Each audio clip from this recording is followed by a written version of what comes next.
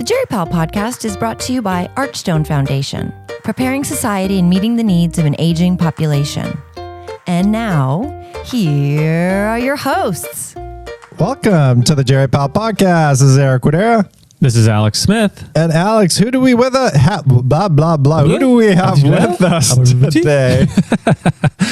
We're welcoming back to the Jerry Pal podcast Jessica Zitter, who is a palliative and critical care physician at Highland Hospital and is the author of Extreme Measures, as well as a film that we are going to talk about today, Caregiver, a Love Story. Welcome back to the Jerry Pal podcast, Jessica.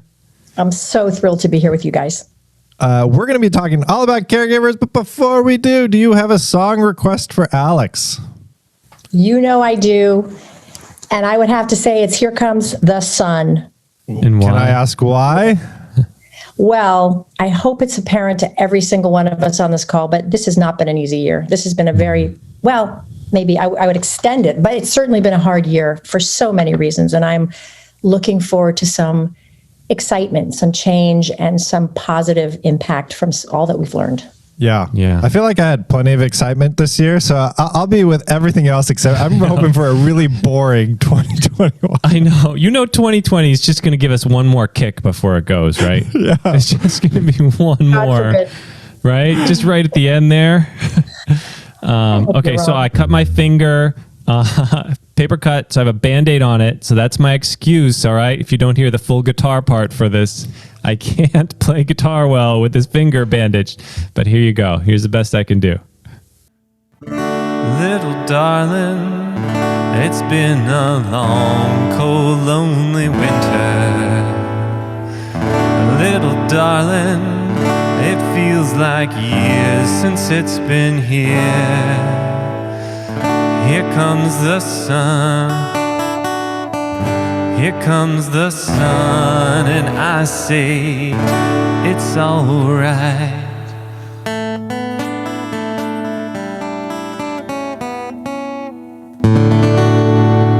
Yeah, I worked with the Band-Aid. Nice. The reason I said wait was because I wasn't sure with Zoom rules if I was supposed to sing with you or not. And I thought, you know what? No, you know, the timing, the delay with the Zoom makes it doesn't work out. Yeah. It creates for an interesting delay effect. Yeah, a but little echo. yeah, it's always a little off.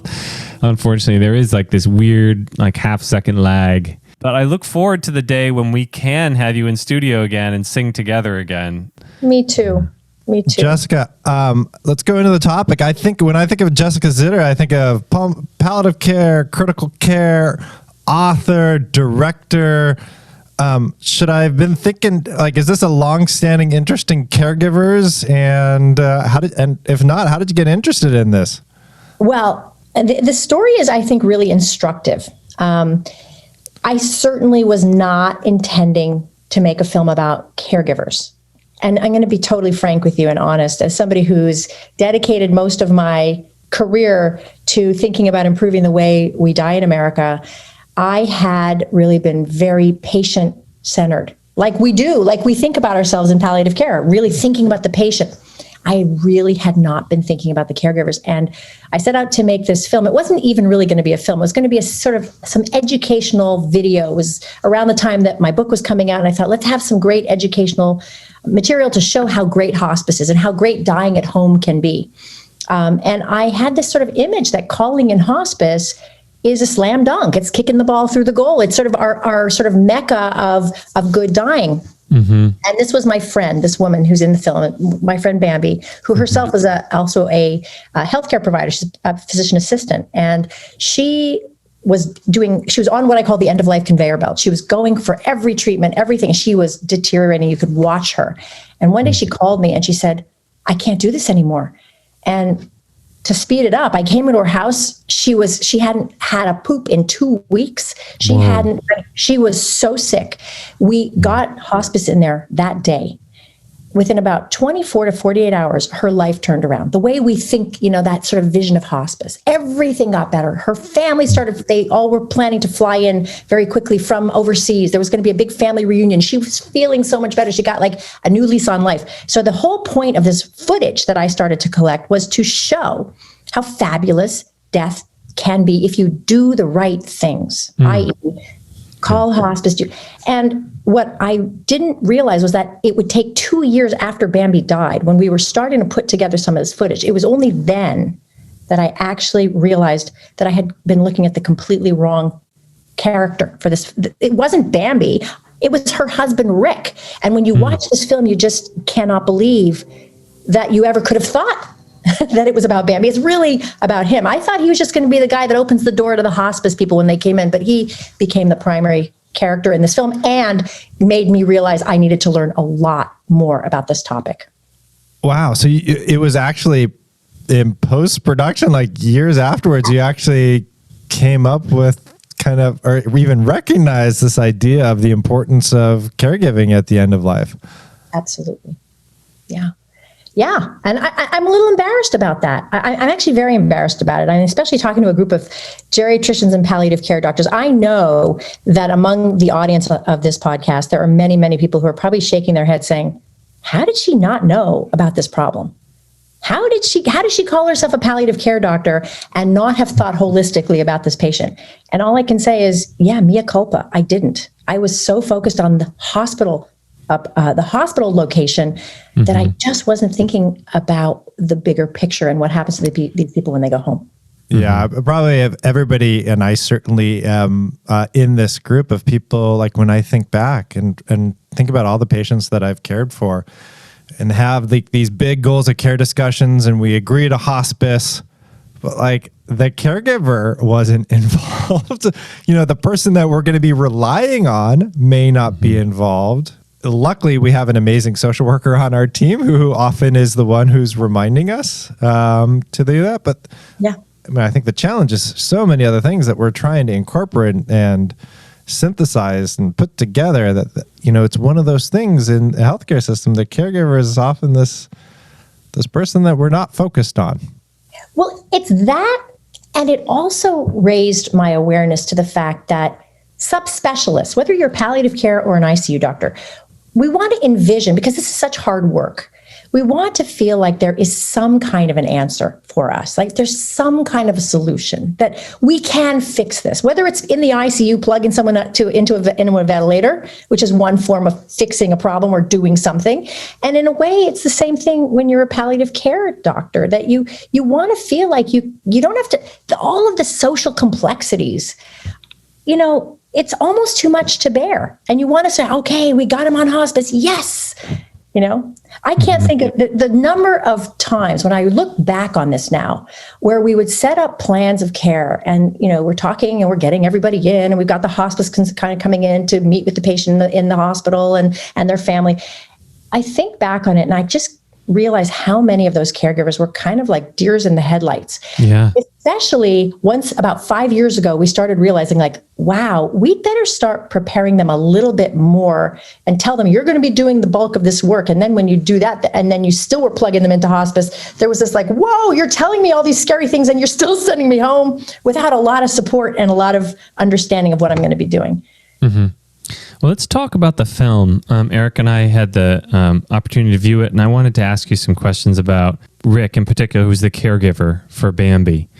And I remember there was a scene early on in the film where you're talking about what it's going to be like, in the future. And Bambi is saying, I don't want you to have to clean up after me, meaning I think after toileting. Because I don't want you to wipe my butt. Right. I don't want you to have to wipe my butt, right? She says. And then Rick says, yeah, I don't want to do that. And then I think I heard you say, that's not your job. And yet, if I'm understanding what happens in the film, it does become his job. Exactly. And whose job is it? Mm-hmm, right. Who else is there, right? Because hospice is not going to come in and be able to clean up after somebody, wipe somebody's butt when that is a basic need that needs to happen. Absolutely. That toileting basically needs to happen. So I could see even through the evolution of the film, as Rick is learning what his role is, you are also learning what Rick's role is, and that came as something of a surprise to you over the course of the film itself. Did you notice that scene in the film where I'm sitting with him and he's feeding Maya and we're talking about, and I'm saying, Rick, you need to ask for more help from hospice. They're really set. And he looks at me and goes, yeah. What they offered me was, an hour, or half an hour twice a week. And did you see my mouth literally hanging open? Yeah. I was shocked. Right. I was shocked. Again, mea culpa, but I was shocked. No, but I think this is partly what's remarkable about this film is that you do go into this and that people have growth trajectory throughout this film, including you and what you learn. And I think it's remarkable that you put yourself out there, not as like, physician, save the day, palliative care, because you could have cut it differently, right? And made that original film that you were intending to make. But in this, you're vulnerable, you're learning, you're making mistakes, and you don't know everything. And I think that's true to life for a lot of docs out there, even if they've been trained in hospice and palliative care. They may not know we just don't know the extent of the burden that caregivers have daily, moment to moment, daily, often without anybody witnessing. And in this case, they had you and they had the filmmakers witnessing, and the audience will witness as well. But normally it's done unwitnessed. Totally. Did you see in the LA Times, and I would give a shout out to this, Nathan Gray, who, if people don't know, is an amazing palliative care physician at Duke. He did a gorgeous, and we should put this in the resources for if you're putting out resources, a gorgeous spread in the LA Times on caregiver burden. And he does a lot of home visits. And it is, I was reading it, just came out like a week and a half ago. And I'm like, oh my gosh, this is my keynote, because I'm writing a keynote to go with the film. This is he's talking about his surprise and how it was only when he started going home that he said, I have to filter into my day an extra 15 or 20 minutes just to be on the porch with the caregiver while they cry. Yeah. This is not anything I knew about. Wow. And I think we all need to be aware of that. We'll have a link to Nathan. I love his, graphic I know you artist love his stuff. style. He's a graphic artist, right? Yeah. He's great Gorgeous. stuff. Very tweetable. I was going to say cartoonist, but that's the wrong word. I don't want to sound right. No, but I think do him credit. Enough credit. He told the story so beautifully. But what you said, Eric, I think it was you who said about editing the film. You have no idea how much re-editing had to go into this, not only because it was a different story, although the story told itself enough in the rough cut, when I still thought that this was a story about how hospice is so fabulous, which it is. I'm not saying hospice isn't fabulous, but hospice saves the day was sort of the message here. Yeah. And there was another piece about, because they were very much part of my Jewish community. And so we had this strong community coming in and it's sort of show how having a community can be helpful, which obviously a lot of people don't, but it was sort of just another, what are some of the things that can make for a good death?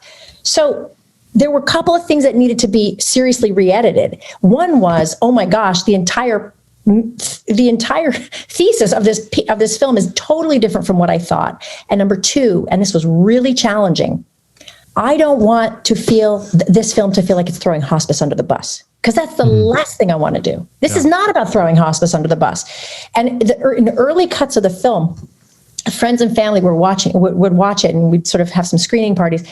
And a lot of people were coming away going, oh my gosh, maybe I do want to die in the hospital. And I'm like, wait a minute. Have you seen Extremis? No, you don't want to die in the hospital. A lot worse. No. Well, I think that's a really interesting thing is that I think sometimes we oversell interventions like hospice. We set expectations, potentially because some people in palliative care have never actually worked in hospice before, or we really want to make sure that they choose a particular route, so we may oversell it. And it sets this expectation that's just setting hospice up for failure. Totally hospice with 24-hour caregivers. Sure, they can do that. Yeah, in their $120 a day that they're making from. Yeah, they can totally spend $30,000 a month on caregiver support. Absolutely. I mean, one of the sorry, was I interrupting you, Eric? No, please. One of the things, as I started to really research this a lot more and sort of try to prepare, there's many audiences. This is not just a healthcare systems problem, okay? We can do our part, okay, between healthcare systems, whether it's inpatient and outpatient and hospices and sort of how we interact in that sort of moving a patient around and making sure we don't drop their caregivers out of the picture and we don't not support their caregivers. So there's a lot we can do in healthcare. And in fact, when you think about the healthcare system is a place that really attracts caregivers because they're there because they're sick people that they're taking care of. But there's many other systems that interact with and can impact the lives of caregivers. For example, employers, politicians, and local, state, and federal laws around caregiver support, communities, whether they be faith communities or other types of communities, and then just individuals themselves who are living, part of the general audiences of people who are going to be interacting with caregivers all the time. You know that more than 1 out of 5 Americans is a caregiver. 53 million people in this most recent 2020 support from the National Alliance on Caregiving. That's a lot of people. And so there's many stakeholder groups that need to understand about this problem, because many of these stakeholder groups can have calls to action that will help to improve and prevent caregivers from slipping through the cracks. But we in the healthcare world, I think, have a very big responsibility to start, because we are dealing with such a high concentration of them. And I'm trying to remember what my original point was. Well, let's go with the health, we in the healthcare world angle, because most of our listeners are clinicians, doctors, nurses, nurse practitioners, social workers, chaplains, seeing patients clinically. What can they do, and what do you hope for from this film, from any movement that you advance associated with this film, from healthcare workers, from people who are working clinically, vis-a-vis caregivers and caregiving? I think it's the essential question is, in healthcare systems, we tend to focus on the patient. We have to lift up our view and understand that there is this holistic system, just like we've done in palliative care, right? We've lifted up our view from just the organ or the disease to the person. Now, I think we've got to lift ourselves up and understand there's this whole system. I think hospice and palliative care nominally does that. In general, we believe in supporting the family. We have this concept of supporting the bereaved, but we don't necessarily talk about supporting them before the death. So I think we've got to start doing that. I think hospices, inpatient teams that are discharging people out of the hospital, outpatient clinics that are dealing with seriously ill and chronically ill people have to be more formulaic about identifying caregivers. We've got to scope it, suss out, find these people. Don't forget, a lot of these people don't even know that they're caregivers because they think they're a daughter or they're the wife, or they don't understand they're part of a group that actually is probably going to need some support. Mm-hmm. And so we've got to start by identifying these people. And how do we do that? There's many ways. We know how to take a history. If a person's a patient, you can start by saying, are you taking care of anybody at home? Mm-hmm. Our patients themselves may be caregivers, but then if they're not, the patients are going to have a whole series of people who are caregivers, and we've got to figure out who they are. And it doesn't just mean who's in the house with them. There may be people who are an hour away who are also dealing with these caregivers. And by the way, this report on caregivers that just came out shows that, and I think a caregiver who lives an hour or more away from the patient spends about $13,000 of their own money taking care of the patient. And a caregiver who lives in the house spends, I think, about $6,000. So there's a big burden on people who are not in the house with that patient or that care recipient. So we have to be thinking not just about who's in the house with you, but who is involved in the care of this person, even from a distance. So identifying, assessing their level of burden, there's many different kinds of things that increase the level of burden on a caregiver and therefore worsen their outcomes. So things like, is the person got dementia? Is the care recipient have dementia? Because that is a significant increase in the burden. Mm-hmm. Yeah, huge. And there's a whole lot, we just had a podcast with Zaldi Tan about caregiver dementia boot camps, like things that we could do. And we've had past podcasts on caregiver support. I got to say, a lot of that's coming from the geriatric side that we've been having those podcasts around geriatric or caregiver support outside of the hospice realm. I also wonder, like, from the identify, like, I don't think it's enough just to identify, but is there a place anywhere in that medical record where that information is shared? Like, if I know somebody is a caregiver, how am I sharing it to people like, hey, by the way, we're going to be sending this person home with like Lovenox, and you're going to be the one giving it to them, and maybe we should identify, and that's a source of training. I love that. Yeah, I created a program that goes with this film for medical residents that we're actually trying to work with the American College of Physicians to disseminate. And I came up with this very crappy, sorry, am I not allowed to say that? You can say crappy. Okay, crappy. It was a crappy acronym, but nonetheless, it's an acronym. IASF means nothing, but identify, assess, support, and follow up. Because so many of these caregivers completely they just are too overwhelmed to follow up. They completely forsake their own follow-up, their own preventive health care. They stop seeing the doctors, many of them, because they're just so busy taking care of this person. So if we can get involved and sort of proactively find these people and support them and follow up with them, I think that's important. But I love the document D. So where does that go? Identify, document, assess, support, and follow up. And if anyone wants to help me with creating this workbook that I want for medical residents and other places, I think that would. I'm calling all people, come and help me create this. I think this is an important thing. And they should reach out to you at caregiver@jessicazitter.com. Yeah, that would be great. So caregiver@jessicazitter.com is anybody any group, any sort of training body, educational body, any residency program, medical school, nursing program, social work, for any program that might be interested in seeing the film and having some sort of an educational component. We've actually gotten CME for the film. So there's, if you go to the American Medical Women's Association website, you can watch the film and do a didactic short film for CME credit as well. Can I take a step back? What are you hoping? So what are you hoping will happen with this film? Are you hoping, it sounds like you're hoping that people can use it from an educational purpose. So, yes. So I hope that we can show the film to as many healthcare groups as possible and start to, film it. This is not in and of itself this wholesome, I don't know what the local situation at Kaiser is, but I would like for Kaiser to see this film and say, hey, wait a minute, maybe we need to enhance some of our strategies for making sure that caregivers aren't falling through the cracks and figure out their own systems internally.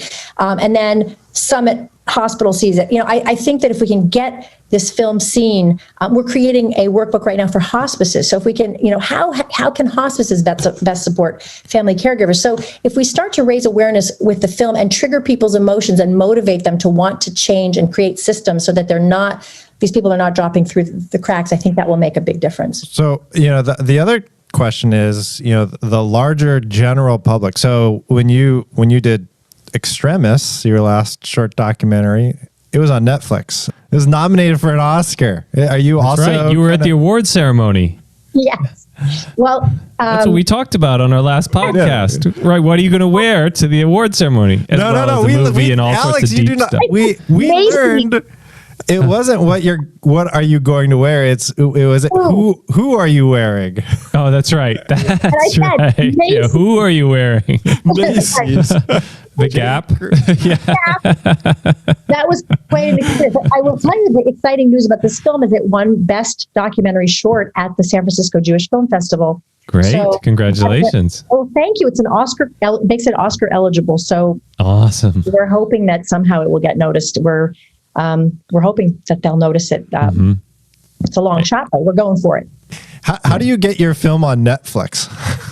Well, that's a good question. I think they have to notice you. Netflix is doing much more of their own stuff lately. So we're going to be doing outreach to all of these platforms eventually, but we're not ready because this year, we really don't want to make it publicly available until we've had as much impact with target key stakeholders so that it's not just freely available and people can go see it when they want to and not have it accompanied by some kind of didactic. And for our listeners, who are those target stakeholders? It sounds like all of our listeners, right?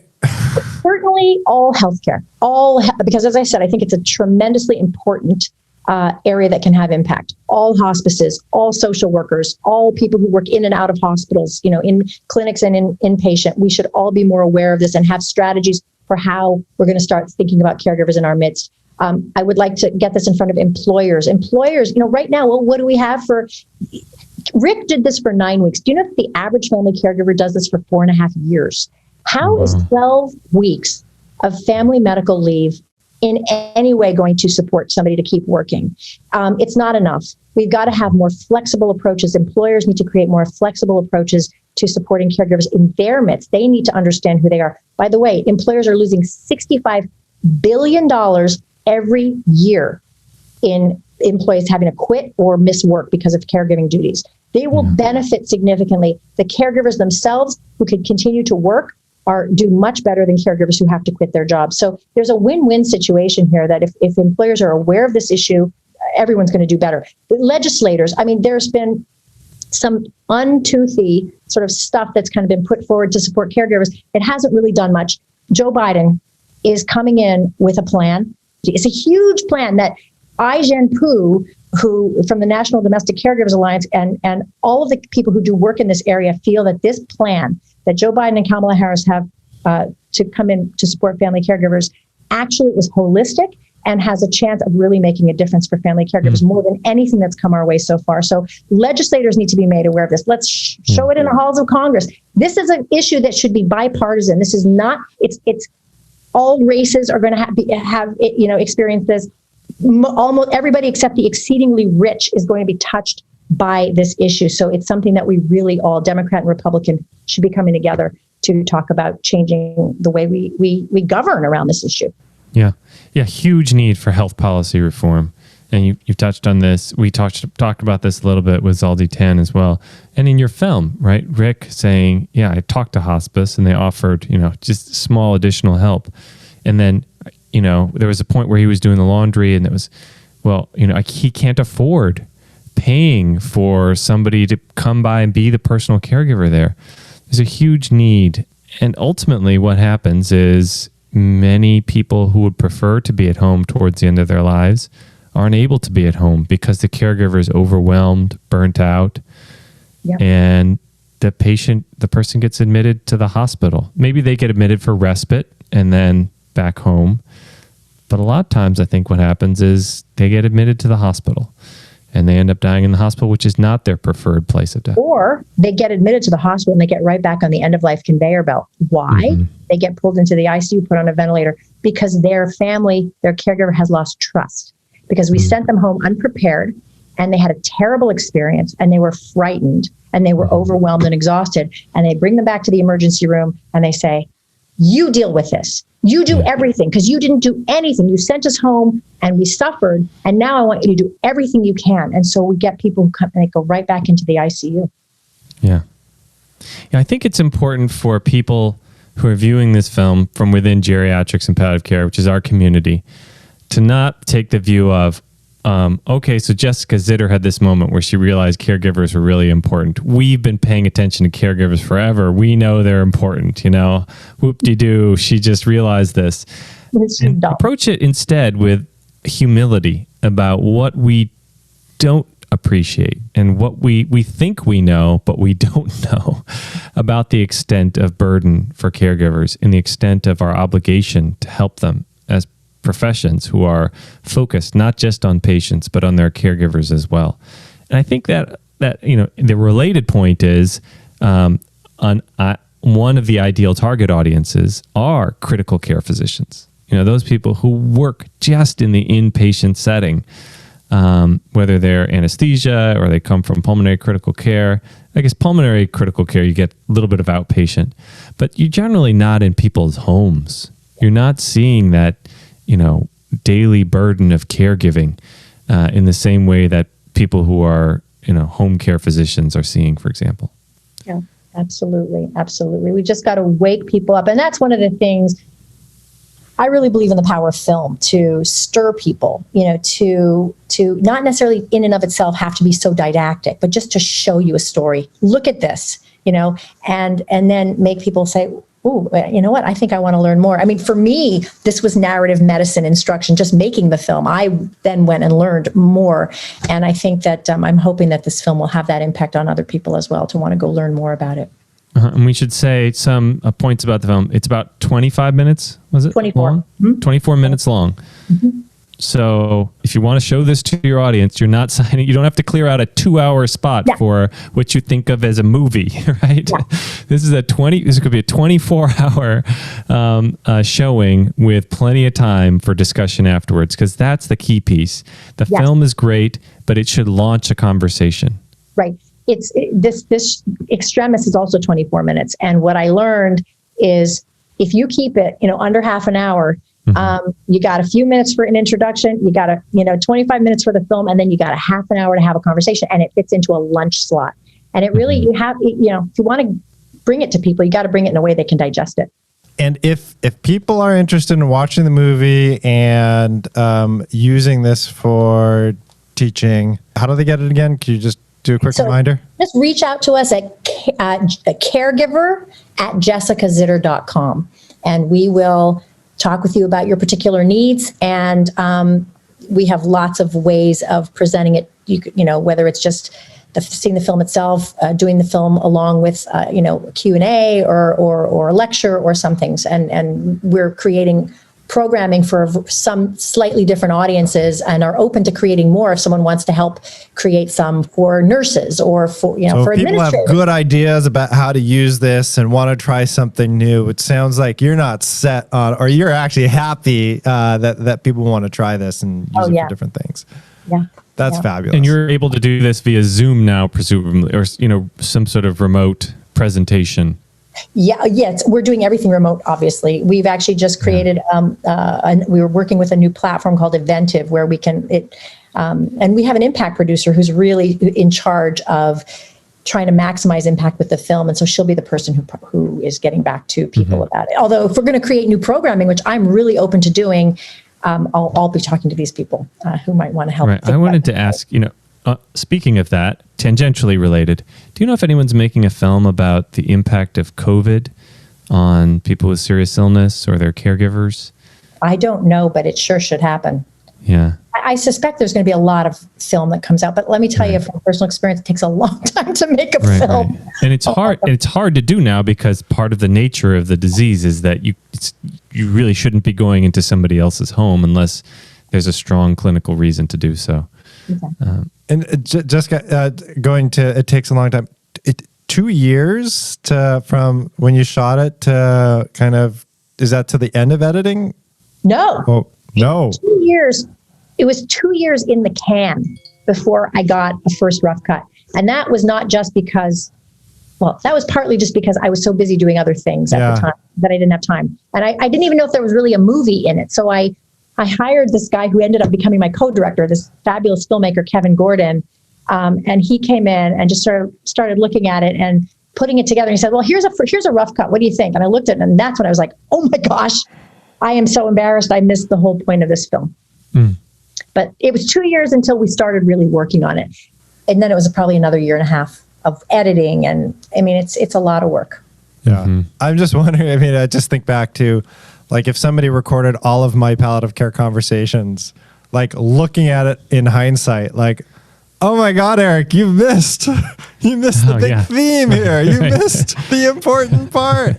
I'm just going through in my mind the movies of my last family meetings over the last week. Yeah, I think the name, as you said, one of you said before, the name of it all, and I think that's what we're really particularly good at in geriatrics and in palliative care, is trying really hard to cover up our shame and embarrassment. I don't mean cover it up, but put it in a package and move on and accept it. I mean, I'm embarrassed to think of what people are going to say. I know there are a lot of people who think about caregiver burden. I mean, I know Brooke Carlton is making house calls all the time. Brooke, I hope you're listening. I know there are a lot of Nathan Gray making house calls.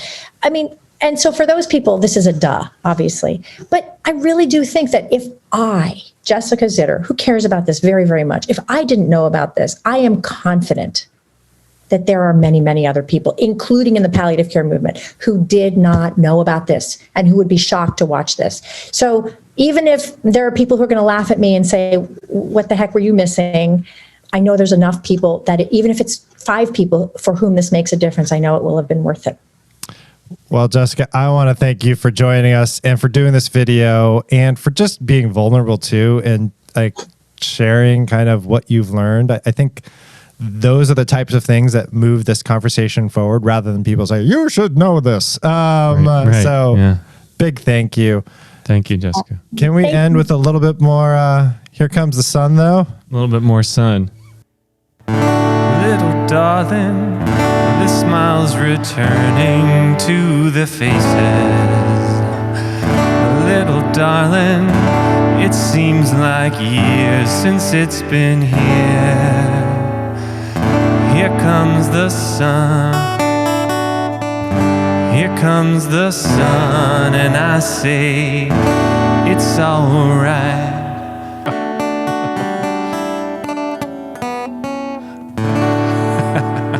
Close enough. Jessica, a very big thank you for joining us. It's always wonderful to have you. Big thank you, Archstone Foundation, for your continued support, and to all of our listeners out there. We do appreciate your continued support and sharing this podcast with your colleagues. Thanks, everyone. Good night. Good night.